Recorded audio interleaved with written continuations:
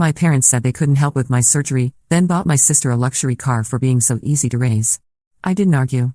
But I also haven't spoken to them since the hospital discharge. Now they're wondering why. I'm 28, and my sister Emma is 25.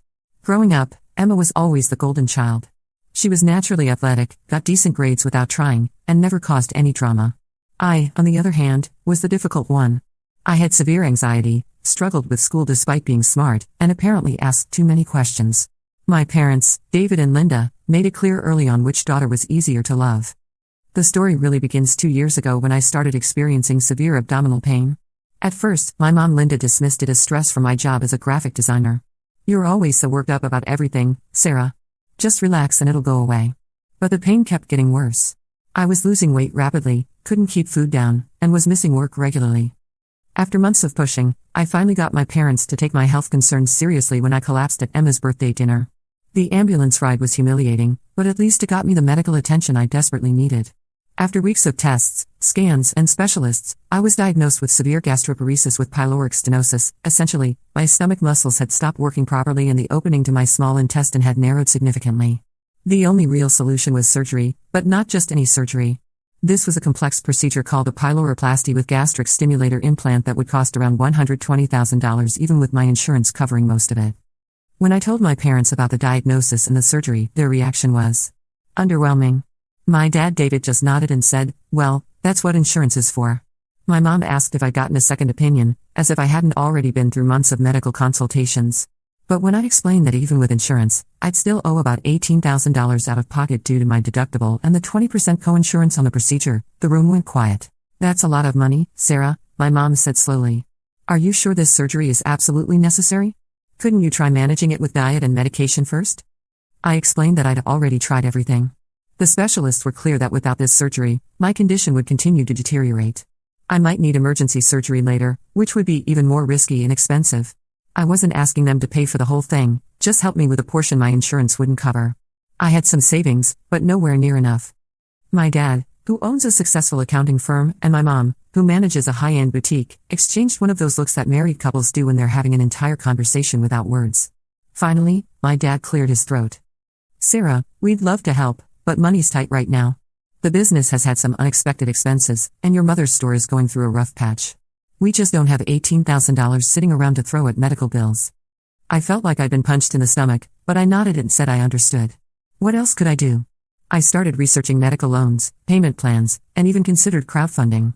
The surgery was scheduled for 6 weeks out, and I was determined to find a way to pay for it. Those 6 weeks were hell. My condition was getting worse daily. I could barely eat without severe pain, I'd lost 20 pounds, and I was so weak I could barely work. My parents checked in occasionally, asking how I was feeling, but they seemed more concerned about whether I'd figured out the money situation than my actual health. 3 weeks before my surgery, I got a call from Emma. She was practically bouncing with excitement. "Sarah, you'll never guess what Mom and Dad did. They surprised me with the most amazing early birthday present." My heart sank, but I played along. "Oh yeah? What did they get you?" "A BMW. A brand new BMW X3. Can you believe it? It's white with tan leather interior and all the upgrades. They said it was a reward for being so easy to raise and for getting that promotion at the marketing firm. They wanted to celebrate my success." I sat there in stunned silence, holding the phone so tightly my knuckles went white. A BMW X3. I'd looked at cars recently since mine was on its last legs, and I knew that model with all the upgrades started around $52,000 new. "Sarah? Are you there?" "Yeah," I managed to croak out. That's amazing, Emma. Congratulations." "Thanks. I mean, I wasn't expecting anything like this. I just mentioned that my old car was having problems and next thing I know, they're taking me to the dealership. They paid cash, can you believe it?" Dad said business has been really good lately. Business has been really good lately. The words echoed in my head long after Emma hung up. Just 4 weeks earlier, my parents had told me they couldn't help with my surgery because money was tight and business was struggling. I didn't call them. I didn't confront them. I didn't scream or cry or demand an explanation. I just sat there in my tiny apartment, surrounded by medical bills and loan applications, processing the fact that my parents had chosen to spend $52,000 on a luxury car for my sister rather than help me with $18,000 for life-saving surgery. The next 2 weeks were a blur of desperate phone calls and applications. I called every medical financing company I could find, most of which wanted interest rates that would have doubled my debt within a few years. I applied for personal loans, knowing my credit was good but not excellent. I even looked into those predatory payday loan places before my friend Jessica physically stopped me from walking into one. "Sarah, you're not thinking clearly," she said, grabbing my arm outside the quick cash storefront. "These places will destroy you financially. There has to be another way." But what other way was there? My surgery was in 2 weeks, and I was still $12,000 short even after maxing out my credit cards and getting approved for a medical loan that would cost me $400 a month for the next 4 years. That night, I did something I'd never done before. I researched crowdfunding for medical expenses. The idea of putting my private medical situation on the internet for strangers to judge felt humiliating, but I was running out of options. I spent hours crafting a campaign, explaining my condition, the necessity of the surgery, and my financial situation. I uploaded it at 2 a.m. and immediately felt sick with shame. Within hours, my coworkers had found it. Within a day, my boss Michael had called me into his office. I thought I was getting fired for airing my personal problems online, but instead, he closed the door and sat down across from me. "Sarah, why didn't you come to me sooner?" he asked. "I've been watching you struggle for weeks, getting sicker and sicker, and I had no idea it was this serious." I started crying right there in his office. I didn't want to make it anyone else's problem. "It's not your responsibility to stop," he said firmly. "You've been with this company for 4 years. You're one of our most talented designers, and more than that, you're a good person. The company has an emergency assistance fund for situations exactly like this. I'm authorizing a $12,000 advance against your future earnings, no interest, payments deducted from your salary over 3 years." I sobbed. Actually sobbed in my boss's office, because a relative stranger was showing me more care and consideration than my own parents had. But the financial stress was only part of what made those weeks hellish. The other part was watching my parents act like everything was normal. My dad called twice to ask about my situation, as if my life-threatening medical condition was some minor inconvenience I'd created. My mom sent me articles about natural healing and suggested I try yoga and meditation instead of surgery. Meanwhile, Emma was posting photos of her BMW on social media every few days for the first month. Pictures of her washing it, pictures of her friends admiring it, pictures of her taking weekend trips. Each post felt like a knife twisting in my chest, but I couldn't stop looking. She'd caption them with things like "Still can't believe how lucky I am." #blessed, #grateful, #best parents ever. The worst part was the comments from family, friends, and relatives. "Your parents are so generous. You're such a lucky girl. What a beautiful surprise." People who had known me my entire life were celebrating my sister's good fortune while I was literally fighting for my health in silence. 1 week before my surgery, my Aunt Carol called. She was my mom's sister and had always been the more observant one in the family. "Sarah, honey, I saw Emma's car posts online. It's beautiful, but I have to ask. How are you doing? Last time we talked, you mentioned having some health problems." I almost brushed it off with my usual "I'm fine," but something in her voice made me pause. "Actually, Aunt Carol, I'm having surgery on Friday. It's been a difficult time." "Surgery? What kind of surgery? Why didn't anyone tell me?" I gave her the basic overview of my condition and the procedure, and there was a long silence on the other end. "Sarah, please tell me your parents are helping with this. Medical bills can be overwhelming." They said money was tight right now." Another long pause. "Money was tight? Sarah, your father just told me 2 weeks ago that the accounting firm is having its most profitable year ever. He was bragging about landing 3 major corporate clients." My stomach dropped. He said business was struggling when I asked for help. Struggling? "Honey, they just spent more on Emma's car than most people make in a year. And your mother was showing me pictures of the new kitchen renovation they're planning for next spring." "Kitchen renovation?" I hung up the phone feeling nauseous, and it wasn't for my medical condition. That night, I couldn't sleep. I kept thinking about Aunt Carol's words, about my father's lie, about the kitchen renovation I hadn't heard about. I started adding up all the things my parents had spent money on just in the past year that I knew about: Emma's car, obviously, but also the new deck they'd built, the vacation to Europe they'd taken without inviting me, the expensive anniversary party they'd thrown for themselves. I grabbed a calculator and started estimating. Even being conservative, they'd spent at least $75,000 on non-essential items in the past 12 months. But they couldn't spare $18,000 to help me with surgery. The surgery went ahead as scheduled. I ended up taking out a medical loan with a brutal interest rate, borrowed money from my credit cards, and even accepted help from my boss, who insisted on advancing me against future work. The procedure itself was successful, thank God, but the recovery was lonely and painful. My parents visited exactly once, on day 2 of my hospital stay. They brought flowers, cheap ones from the grocery store, not even arranged, and asked how I was feeling. They stayed for maybe 30 minutes, during which my mom spent most of the time scrolling through her phone and my dad kept checking his watch. "We can't stay long," my mom said. "We promised Emma we'd help her set up her new car insurance policy, and then we're taking her to dinner to celebrate her getting settled in with a BMW. They mentioned Emma's new car 3 separate times during their brief visit, how happy she was, how proud they were of her recent promotion, how the car was already making her commute so much better. It's such a relief to see one of our daughters thriving and not having to worry about her, my dad said as they were leaving. Emma just makes everything so easy for us. I just smiled and nodded, even though those words hit me like a physical blow. The next day, Emma came to visit alone. She brought actual good flowers, homemade cookies, and stayed for 3 hours. But even her visit was tainted by the BMW talk. "Sarah, I feel so spoiled," she said, settling into the uncomfortable hospital chair. "Mom and Dad have been so amazing about the car. They even paid for the extended warranty and the premium insurance package. Dad said he wanted to make sure I never had to worry about anything going wrong with it. Never had to worry about anything going wrong." Meanwhile, I was lying in a hospital bed, recovering from major surgery I'd had to finance myself because they couldn't help me with something that was actually going wrong. "That's really nice of them," I managed to say. I keep telling them they didn't need to do all this, but Mom said I deserved it for being such a good daughter and never giving them any trouble. She said it was their way of showing appreciation for how easy I've always been to raise. Easy to raise. There it was again, that phrase that apparently justified everything. Emma continued chatting about the car's features, the compliments she'd been getting, the road trip she was planning to take with her friends. With each detail, I felt myself retreating further into myself, building walls that I didn't even realize would become permanent. During my recovery, I had a lot of time to think. Too much time, really. Lying in that hospital bed, and then later on my couch for weeks afterward, I replayed every moment of my childhood. Every time Emma got the bigger room when we moved houses, while I was told to be grateful for what I had. Every time she got the newer, more expensive clothes while I got hand-me-downs from cousins, because you're hard on your clothes anyway, Sarah. Every time she got the more expensive birthday presents while I was told that it's not about the money, it's about the thought. But it was about the money, wasn't it? It was always about the money, and who they thought deserved to have it spent on them. I remembered being 12 and desperately wanting to take piano lessons like Emma was taking dance classes. When I asked, my dad said lessons were too expensive and I should try learning from YouTube videos instead. But Emma's dance classes, which cost twice as much as piano lessons, continued without question. I remember being 16 and asking for help with a car so I could get a part-time job. They said I needed to save up and buy my own car to build character. Emma got a car for her 16th birthday 2 years later because she needs reliable transportation for all her activities. I remember being 22 and asking for help with student loan payments when I was struggling to find work after college.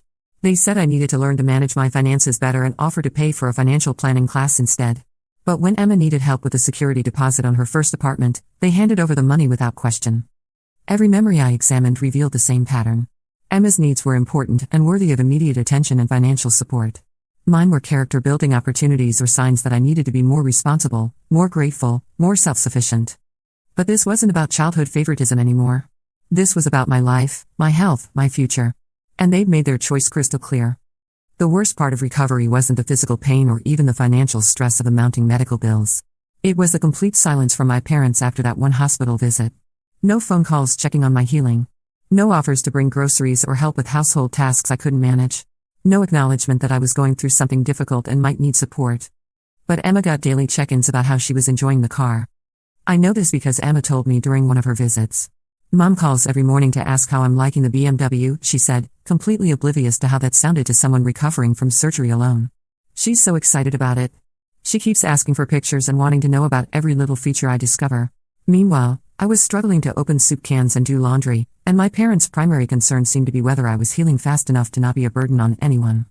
3 weeks into my recovery, my mom finally called. Not to check on my health, but to ask if I was well enough to attend a family barbecue they were throwing to show off Emma's car to the extended family. We're having everyone over on Saturday, she said cheerfully. Emma wants to show Aunt Carol and Uncle Jim the BMW, and your dad is planning to grill. You should come if you're feeling up to it. A party. They were throwing a party for Emma's car. A car that cost more than my surgery, which they couldn't afford to help with. I'm still recovering, Mom. I don't think I'll be up for it. Oh, come on, Sarah. You've been home for 3 weeks. Surely you can manage a few hours with family. Besides, everyone's been asking about you. Everyone's been asking about me, but no one had actually called or visited except Emma. I really don't think I should be around that many people yet. My immune system is still compromised. Well, if you change your mind, we'll be starting around 2 p.m. It would mean a lot to Emma to have you there. It would mean a lot to Emma. Not to her, not to Dad, but to Emma. As if the only reason I should attend was to make Emma happy, not because they actually wanted to see me or check on my recovery. I didn't go to the barbecue. Instead, I spent that Saturday organizing all my medical bills and loan documents, trying to figure out exactly how much this surgery was going to cost me over the next 5 years. The number was staggering. Even with my boss's help and the medical financing, I was looking at paying nearly $50,000 when all was said and done, thanks to interest and the money I'd had to put on credit cards. $50,000? More than Emma's car. For a surgery I'd needed to save my life. That night, Emma called to tell me about the party. How much fun everyone had, how impressed everyone was with the car, how proud our parents looked showing it off. I wish you'd been there, Sarah. Aunt Carol kept asking about you and your surgery. I didn't really know what to tell her. What did you tell her? Just that you were recovering well and didn't feel up to socializing yet. But honestly, some people seemed surprised that Mom and Dad weren't helping you more with everything. Aunt Carol made some comment about how families should take care of each other during medical emergencies. Aunt Carol? Of course she would be the one to notice what my parents hadn't. What did Mom and Dad say to that? Dad got kind of defensive and said that you were an independent adult who preferred to handle things yourself. Mom changed the subject pretty quickly after that. Independent adult who preferred to handle things herself. As if I'd chosen to struggle with medical bills rather than simply being denied help. That conversation was when I realized I was done. Not just frustrated or hurt, but actually done with the whole dynamic. I was tired of being the daughter who was expected to handle everything alone while Emma was celebrated for accepting help. Tired of being told I was difficult for having needs while Emma was praised for being easy. Tired of pretending that this treatment was normal or acceptable. I stopped calling them. When they called me, I kept conversations short and surface level. I'm fine, recovery's going well, thanks for asking. I stopped attending family dinners. When they invited me to Emma's actual birthday party, I politely declined, citing ongoing recovery needs. When they asked if I wanted to see Emma's new car in person, I said I was busy. I smiled and nodded and said all the right things. During my recovery, I had a lot of time to think. Lying in that hospital bed, and then later on my couch for weeks afterward, I replayed every moment of my childhood. Every time Emma got the bigger room, the newer clothes, the more expensive birthday presents. Every time my accomplishments were brushed aside while hers were celebrated. Every time I was told I was too sensitive or too needy when I asked for the same attention they lavished on her. But this wasn't about childhood favoritism anymore. This was about my life, my health, my future. And they'd made their choice crystal clear. I stopped calling them. When they called me, I kept conversations short and surface level. I'm fine, recovery's going well, thanks for asking. I stopped attending family dinners. When they invited me to Emma's actual birthday party, I politely declined, citing ongoing recovery needs. When they asked if I wanted to see Emma's new car in person, I said I was busy. At first, they didn't seem to notice. Or maybe they were relieved that I wasn't being dramatic about everything. But as weeks turned into months, and I continued to be unavailable for family gatherings, they started asking more pointed questions. Sarah, you seem distant lately. Is everything okay? Everything's fine, Mom. Just focusing on getting back to full health. You missed Emma's graduation celebration last month. I had a work deadline. And Thanksgiving? I made plans with friends. This wasn't entirely untrue. I had made plans with friends, because I'd finally started building a chosen family of people who actually cared about my well-being. My friend Jessica, who brought me groceries during recovery. My coworker Mark, who covered my shifts when I was too sick to work. My neighbor Mrs. Chen, who checked on me daily and brought homemade soup. Christmas came and went. I sent polite cards but didn't attend dinner. My parents started leaving longer voicemails, asking if I was angry about something, if they'd done something wrong. My mom even showed up at my apartment once, but I wasn't home. I'd been at physical therapy. The breaking point came in February, about 8 months after my surgery. My dad called while I was at work. Sarah, we need to talk. Your mother is worried sick about you. You've been shutting us out for months, and we don't understand why. If we did something to upset you, just tell us so we can fix it. I almost laughed. Almost. Instead, I said, Dad, I'm at work. Can we talk about this later? No, Sarah. We can't keep doing this dance. Come to dinner Sunday. We're having a family meeting. A family meeting. Like I was a problem to be solved rather than a daughter who'd been deeply hurt. Sunday came, and I actually showed up. Maybe part of me hoped they'd figured it out on their own. Maybe I wanted to give them one last chance to acknowledge what they'd done. I walked into my childhood home to find Emma's BMW parked prominently in the driveway. She was there too, looking uncomfortable but trying to lighten the mood. My parents sat me down in the living room like they were staging an intervention. Sarah, my mom started, her voice gentle but frustrated, we love you so much and it breaks our hearts that you've been pushing us away. We've tried to give you space to work through whatever this is, but enough is enough. Talk to us. I looked around the room at these 3 people who supposedly loved me. Emma, clutching her BMW key fob nervously. My parents, looking genuinely confused about why I might be upset. You really don't know? I asked quietly. Know what? My dad replied. Sarah, if this is about the surgery, we told you money was tight.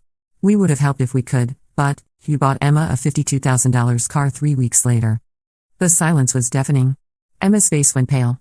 My mom's mouth opened and closed without making sound. My dad looked like I'd slapped him. That's different, my mom finally stammered. Emma's car was a celebration of her achievements. And it wasn't $45,000, where did you get that number? I looked it up, Mom. BMW X3, loaded with options, paid for in cash. Meanwhile, I was denied help for life-saving surgery because money was tight. Emma spoke up for the first time. Sarah, I didn't know they'd said no to helping you. I never would have accepted the car if. This isn't about you, Emma, I said, keeping my voice level. This is about them making a choice about whose needs mattered more. My dad's face was getting red, the way it did when he felt cornered. Sarah, you're being unreasonable. Emma's situation and yours are completely different. The car was a planned purchase, a celebration.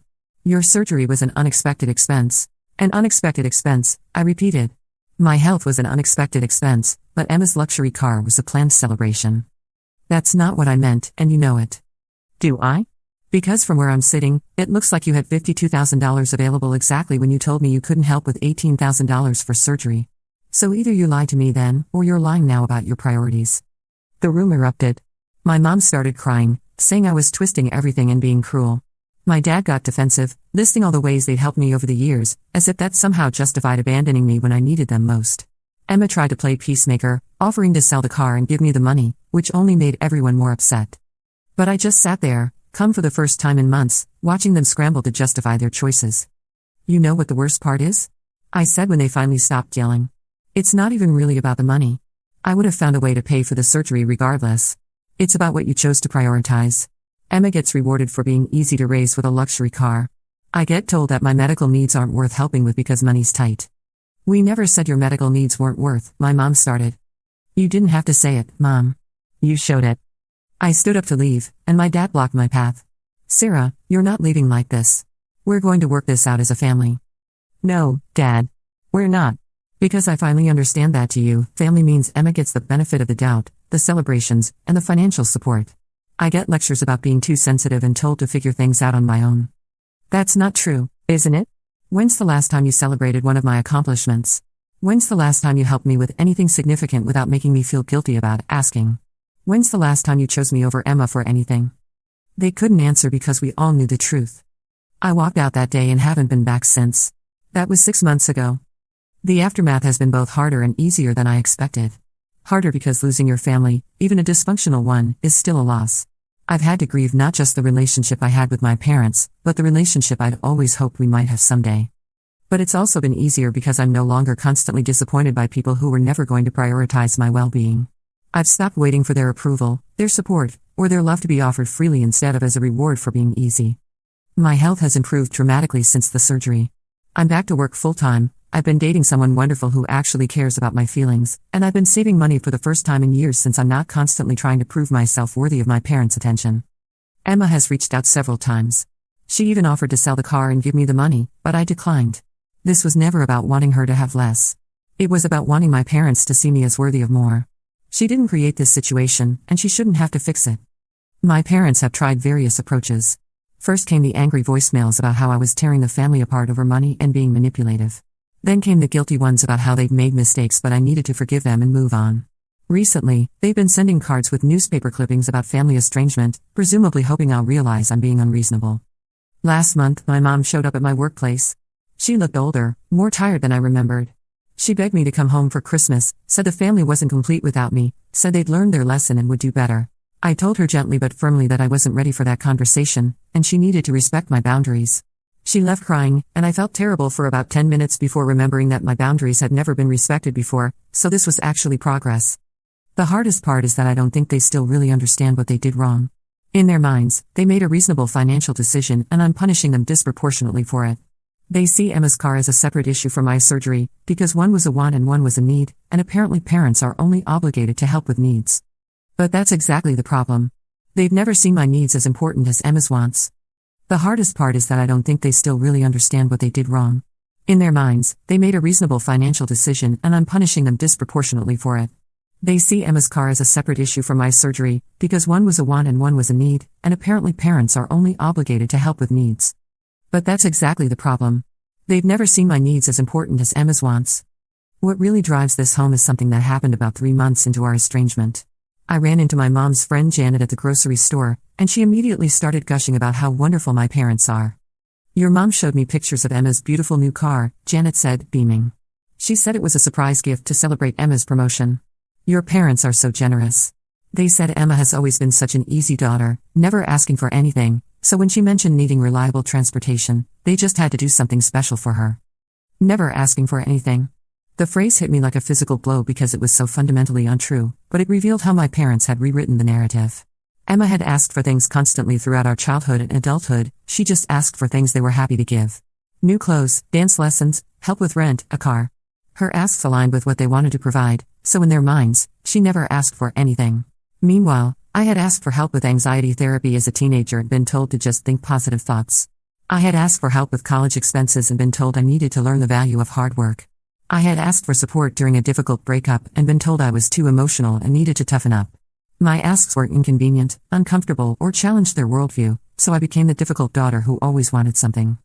"That's really nice," I managed to tell Janet, but inside I was seething. Not just at my parents, but at the entire narrative they'd constructed around our family dynamics. The conversation with Janet made me realize something important: my parents weren't just favoring Emma in private. They were actively promoting a version of our family story to their friends and extended family where Emma was the perfect daughter who deserved rewards, and I was. What? Absent from the story entirely? I started paying attention to how they talked about us to others, and the pattern became impossible to ignore. Emma's achievements were shared widely and celebrated publicly. Her promotion, her new apartment, her relationship milestones, all of it was Facebook-worthy news that my parents proudly shared. But my achievements? My successful projects at work, my recovery from surgery, my growing independence, these were either not mentioned at all or described in neutral, almost apologetic terms. When my cousin asked my dad about my health at a family gathering I didn't attend, he apparently said, "Oh, Sarah's fine. She had some surgery, but you know how she is, she likes to handle everything herself." As if my handling things alone was a personality quirk rather than a necessity born from their refusal to help. This reframing of my independence as a choice rather than a consequence of their neglect was perhaps the most infuriating part of the whole situation. They had trained me from childhood to not ask for help by consistently denying it or making me feel guilty for needing it. Then they pointed to my self-reliance as evidence that I didn't need help in the first place. My therapist says I'm processing this in a healthy way, that setting boundaries with family members who've consistently shown you that you're not a priority is not just reasonable but necessary for mental health. She's helped me understand that I wasn't actually asking for them to pay for my surgery so much as I was asking them to show that my life and well-being mattered to them as much as Emma's happiness. They failed that test spectacularly. I know some people reading this will think I'm being petty or vindictive. That I should forgive them and move on because they're family. But here's the thing, forgiveness doesn't require me to accept continued poor treatment. And moving on doesn't mean pretending this never happened. My parents made a choice. They looked at their 2 daughters, one who needed help with a medical emergency and one who wanted a luxury car, and they chose to prioritize the luxury car. They can live with that choice, but they can't force me to pretend it didn't reveal something fundamental about how they value me. Maybe someday we'll have a relationship again. Maybe they'll genuinely understand why their actions were so hurtful and work to rebuild trust. Maybe Emma and I will grow closer without our parents' favoritism poisoning our relationship. Or maybe not. Maybe this is how our family story ends, with me finally choosing to value myself the way I always wished they would. Either way, I'm okay. For the first time in my life, I'm genuinely okay with disappointing them, because I'm no longer willing to disappoint myself by accepting scraps of affection from people who should love me unconditionally. I survived the surgery, I'm thriving in my recovery, and I've learned that chosen family can be just as meaningful as blood family. Sometimes more so. They're wondering why I haven't spoken to them since the hospital discharge? It's simple, they taught me that actions speak louder than words, and their actions told me everything I needed to know about my place in their priorities. I finally learned the lesson they've been teaching me my whole life. I just don't think they expected me to actually apply it. Update: a lot of people have been asking about Emma and whether she's reached out since my original post. She has, and we've actually been slowly rebuilding our relationship. She drove that BMW exactly once after our family confrontation, realized she couldn't enjoy it knowing what it represented, and ended up trading it in for a modest used car, donating the difference to a medical charity. She didn't tell our parents beforehand. She also started therapy and has been working through her own guilt about being the favored child. It turns out that golden child syndrome comes with its own trauma, and she'd been struggling with feeling like she had to be perfect to maintain our parents' love. We have coffee every few weeks now, And for the first time in our lives, we're building a relationship based on who we actually are rather than our roles in our parents' dysfunction. As for our parents, they're still sending holiday cards and birthday gifts as if nothing happened. I donate the gifts to charity and throw away the cards. They've stopped trying to force direct contact, which I suppose is progress. My therapist says healing isn't about them acknowledging what they did wrong anymore. It's about me continuing to build a life where I'm valued and respected. Some days that feels revolutionary, considering where I came from. The surgery site has healed completely, and I'm healthier now than I've been in years. Turns out when you're not constantly stressed about family drama and feeling undervalued, your body actually functions better. Who knew? For anyone going through something similar, you're not obligated to accept poor treatment just because someone shares your DNA. Family is supposed to be a safe place, and if it's not, it's okay to build your own safe place elsewhere. That's exactly what I did, and I've never been happier.